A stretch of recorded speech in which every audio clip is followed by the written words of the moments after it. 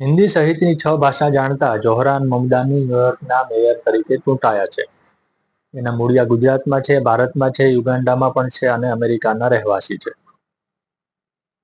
New York અમેરિકાનું પાટનગર નથી. અમેરિકાના અન્ય શહેરો જેવું શહેર છે. તો પછી એના મેયર ચૂંટાય એનાથી જગતને શું ફરક પડે? અને અત્યારે ચૂંટાણા છે, એનો કાર્યકાળ તો 1 જાન્યુઆરી 2026 થી લગભગ પોણા 2 મહિના પછી શરૂ થશે. પણ ફરક એટલા માટે પડે કે ન્યુયોર્ક જગતનું બહુ અગ્રણી શહેર છે. બીજું કે અમદાવાદની મેયર પ્રતિભા જૈન છે, પણ ભાગ્યે જ અમદાવાદની પ્રજા એને ઓળખતી હોય. કારણ કે આપણે ત્યાં ભારતમાં મેયર પાસે ખાસ સત્તા હોતી નથી. મેયર એક માનદ પદ છે.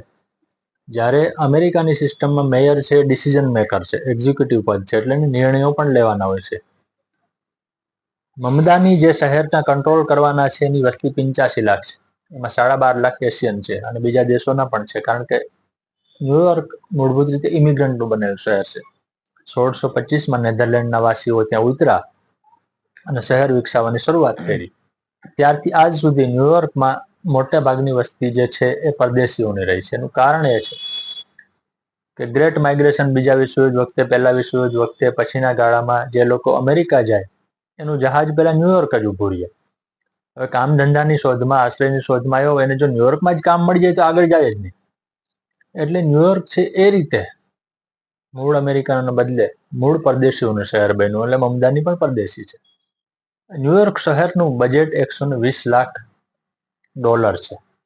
બહુ જ મોટું બજેટ છે. દુનિયાના 10 દેશોના બજેટ કરતાં મોટું છે. 3 લાખનો સ્ટાફ છે, 30,000 પોલીસ છે, 200 થી વધુ બોર્ડનો કંટ્રોલ ન્યુયોર્કના મેયરના હાથમાં હોય છે. 40 થી વધુ એજન્સીઓની નિમણૂક, જેમાં ન્યુયોર્ક પોલીસના વડા આવી જાય અને ક્રિમિનલ કોર્ટના જજીસ પણ આવી જાય.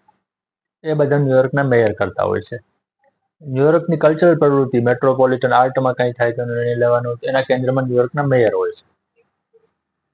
ન્યુયોર્કના મેયર પોતે દુનિયાના દેશો સાથે સીધો સંબંધ રાજ્ય કે અમેરિકી સરકારની પરવા કર્યા વગર રાખી શકે છે. ડોનાલ્ડ ટ્રમ્પને ન્યુયોર્કના મેયર સામે અને પર્ટિક્યુલરલી મમદાની સાથે વાંધો હોવાના 2-3 કારણ છે. એક તો બધા પરદેશીઓને ધિક્કારે છે. પરદેશથી આવીને અમેરિકા સ્થિર થયા હોય પણ એ ભૂલી જાય છે કે એમના પૂર્વજો પણ પરદેશી છે. બીજું કે ન્યુયોર્ક ટ્રમ્પનો ગઢ છે. ટ્રમ્પ મૂળભૂત રીતે ન્યુયોર્ક નિવાસી છે અને અમેરિકાના બીજા પ્રમુખ છે જે ન્યુયોર્કમાં થયા. અગાઉ રૂઝવેલ્ટ છે ન્યુયોર્કના હતા.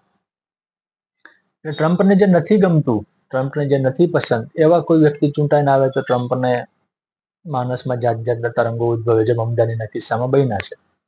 પણ એનો વ્યક્તિગત વાંધો થયો. સત્તાની દ્રષ્ટિએ જોઈએ તો ન્યુયોર્કના મેયરના હાથમાં ઘણી બધી સત્તા હોય છે. એના કારણે એની ચર્ચા દુનિયાભરમાં થાય છે.